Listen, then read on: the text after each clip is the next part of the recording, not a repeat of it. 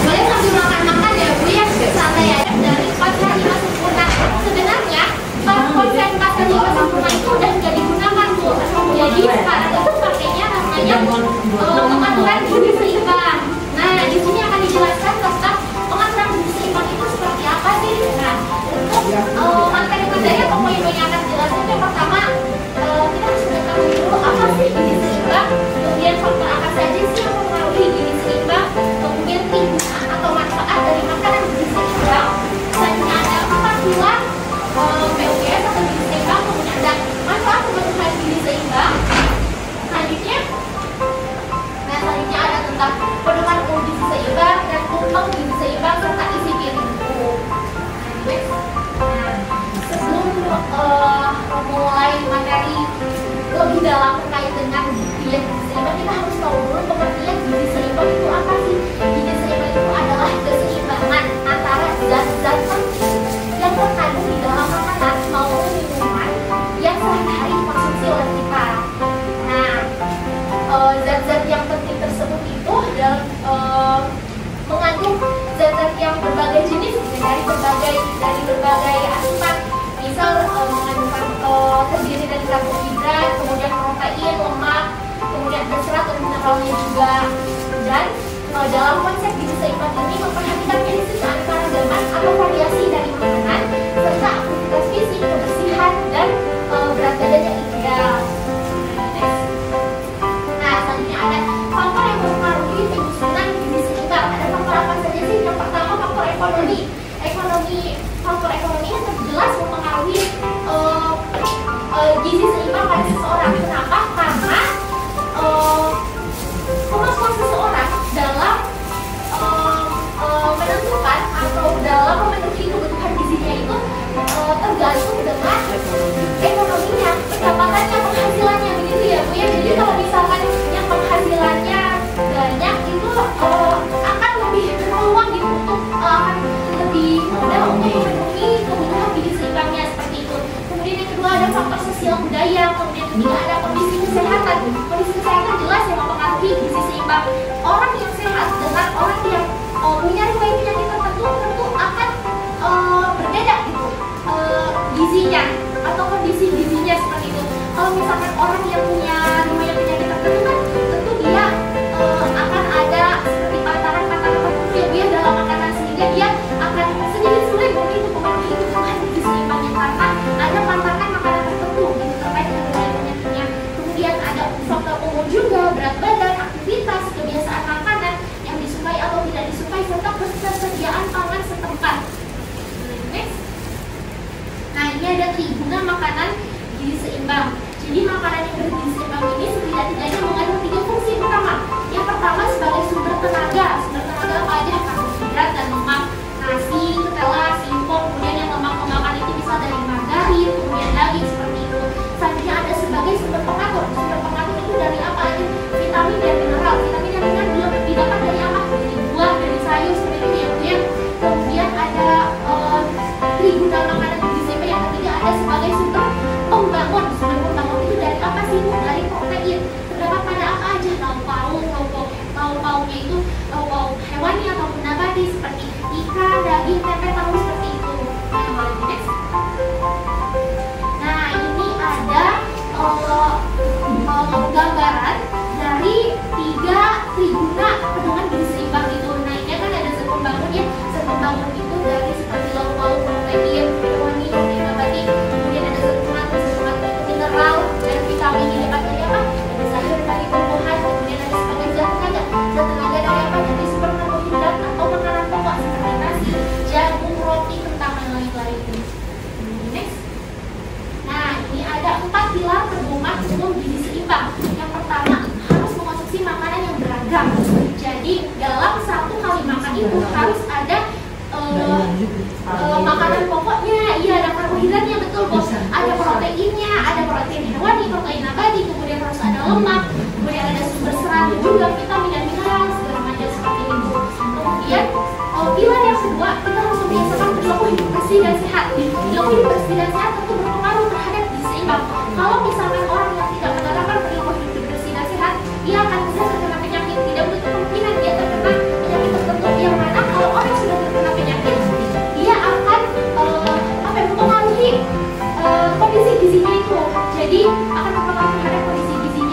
dia harus ada apa ya, misalkan dia tertentu kan ya Bu ya, kalau misalkan orang sakit kan dikasih dia tertentu kayak gitu, jadi dia akan sedikit sulit untuk memenuhi kebutuhan gizi seimbangnya.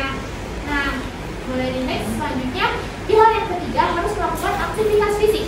Nah, aktivitas fisik ini untuk menyeimbangkan antara pengeluaran energi dan pemasukan.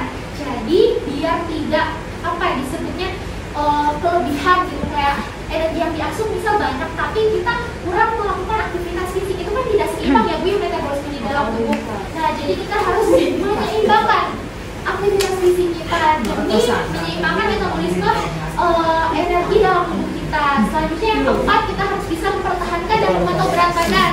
Nah, ini penting Bu, mempertahankan dan memantau berat badan, karena kalau misalkan kita sering memantau berat badan kita bisa tahu gitu, apakah berat badan kita sudah normal, apakah berat badan kita sudah berlebih, ya gitu ya Bu ya.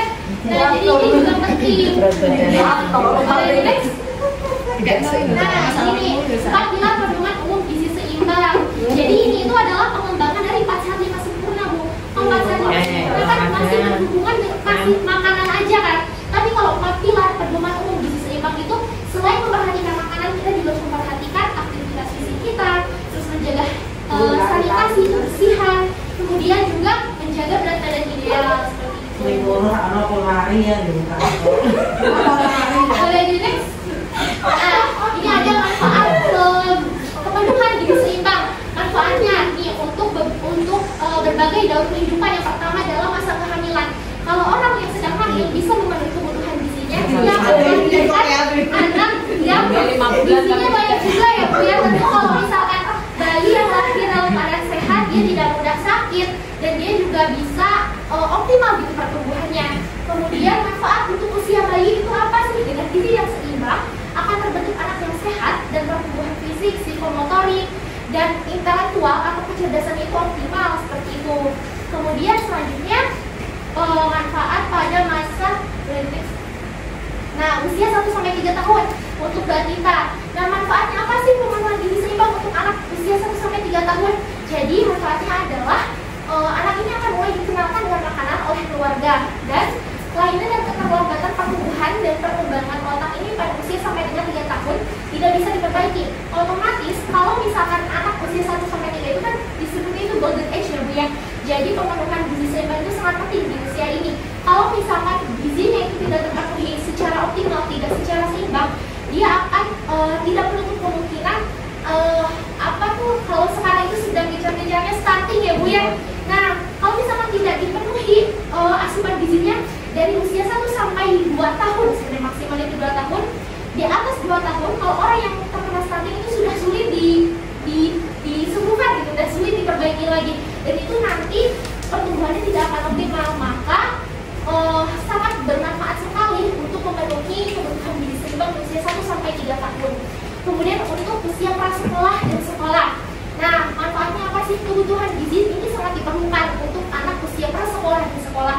Untuk apa? Untuk konsentrasi dalam belajar, kemudian beraktivitas, kemudian untuk bersosialisasi, dan untuk kesempurnaan fisik. Boleh di next. Nah, selanjutnya ini ada manfaat untuk remaja. Remaja itu kan masa transisi dari anak-anak menuju dewasa.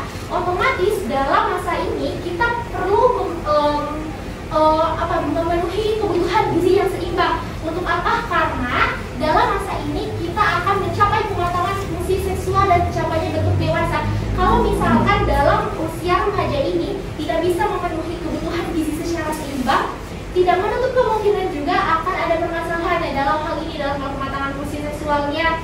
Kemudian pertumbuhan menuju jenjang dewasanya ada kemungkinan tidak akan optimal gitu kalau misalkan pemenuhan gizi dalam usia remaja ini tidak maksimal seperti itu. Selanjutnya untuk usia dewasa, manfaatnya apa sih? Gizi yang optimal dan seimbang pada usia dewasa ini diperlukan agar tercapai kematangan fisik, psikomotorik, mental, spiritual, dan sosial seperti itu. Boleh di next. Nah, ini ada gambaran kalau misalkan asupan makanannya tidak sesuai dengan pedoman gizi seimbang. Ini kan tidak beragam Ibu ya makanannya. Ini hanya lauk dan nasi saja. Ini ada gambarannya kalau misalkan terlalu sering asupan seperti ini, dia mudah sakit seperti itu. Sedangkan untuk orang yang asupan makanannya bisa beragam, kayak protein nabatinya ada, hewaninya ada, sayur buahnya ada. Nah ini gambarannya seperti ini, orangnya aktivitasnya akan maksimal seperti itu dan tidak mudah sakit. Nah ini next. Nah ini ada pedoman umum gizi seimbang atau PUGS itu. Yang pertama, agar badan tetap sehat, jadi makanlah aneka ragam makanan. Kemudian makanlah makanan yang mengandung sumber karbohidrat, protein, lemak, terus mineral dan sayur, mineral dan vitamin dari buah dan sayur seperti itu. Kemudian makanlah 3-4 piring nasi sehari dan lauk pauk, sayur dan buah atau bahan makanan berbukannya untuk memenuhi setengah dari kebutuhan energi.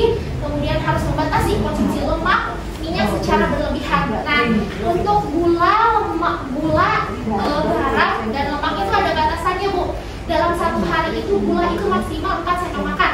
Kemudian untuk teh, untuk garam sendiri itu maksimal 1 sendok teh, dan untuk lemak itu 5 sendok makan. Kenapa ada batasannya? Karena kalau misalkan kita melebihi batasan tersebut, itu tidak menutup kemungkinan akan adanya penyakit degeneratif. Misal terlalu banyak kandungan garam dalam makanan, lebih dari 1 sendok teh per hari, itu orang itu bisa hipertensi atau tekanan darahnya tinggi. Kemudian kalau misalkan asupan lemaknya itu melebihi batas yang 5 sendok makan itu, kayak misal terlalu banyak makan makanan gorengan atau terlalu banyak makan makanan yang digoreng, itu bisa kadar kolesterolnya bisa tinggi ya. Kemudian kalau misalkan gula terlalu banyak juga kurang baik, apalagi usia di atas 50-an. Kenapa? Karena itu mempengaruhi metabolisme juga, Bu. Kalau misalkan gula terlalu banyak itu kan memicu obesitas juga. Kemudian kalau orang yang diabetes mellitus itu biasanya diawali dari asupan gula yang terlalu banyak, biasanya seperti itu. Nah makanya kita harus membatasi asupan gula, garam dan lemak. Selanjutnya, gunakan garam yang beriodium dalam semua bentuk makanan sehari-hari. Kenapa? Karena garam yang beriodium itu akan mengantisipasi kita dari gangguan akibat kekurangan iodium. Gangguan akibat kekurangan iodium seperti apa? Penyakit gondok seperti itu. Nah, jadi penggunaan garam beriodium itu baik untuk menghindari kita dari penyakit-penyakit yang berkaitan dengan kekurangan iodium. Selanjutnya ada makanlah sayuran hijau, macam-macaman, ikan kandungan zat besi agar badannya tetap sehat dan bebas dari anemia atau kekurangan darah. Kemudian jika diperlukan ya Bu, minumlah tablet tambah darah atau sirup FP itu zat besi agar penyerapan besi di dalam tubuh ini dapat maksimal untuk menghindari anemia, Bu.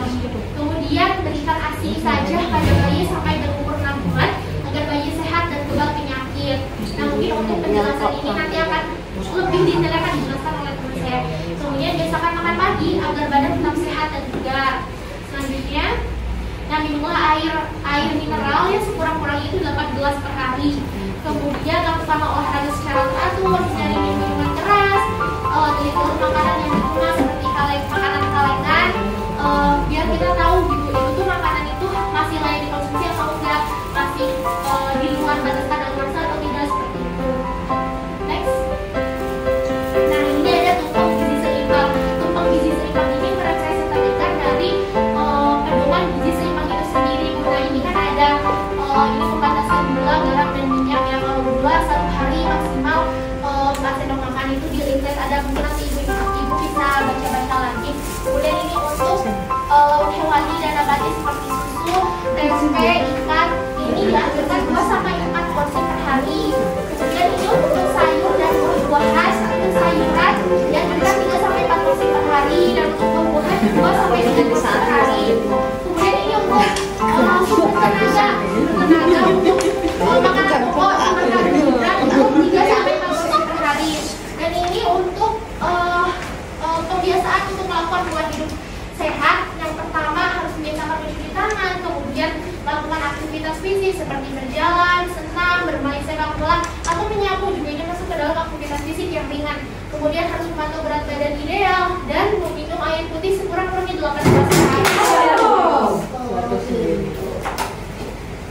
Oke, boleh di next. Kurang kenceng ya. Nah, selanjutnya ini ada isi piringku.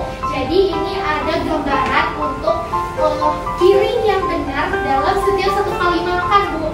Nah, ini ada makanan pokok. Makanan pokok ini di dalam piring itu seperti nasi, singkong, jagung itu harus dari 2/3 dari setengah bagian piring seperti ini. Kemudian untuk sayuran itu jumlahnya harus sama dengan makanan pokok. Nah, sama-sama 2/3. Kemudian ini untuk lauk-lauknya, tahu, tempe itu 1/3-nya, dan untuk buah-buahannya juga 1/3-nya. Seperti itu. Jadi ini anjuran dari pedoman gizi seimbang itu, isi piringku yang baik dan benar itu seperti ini. Jadi next. Nah, mungkin cukup sekian pemaparan materi terkait dengan diet ini.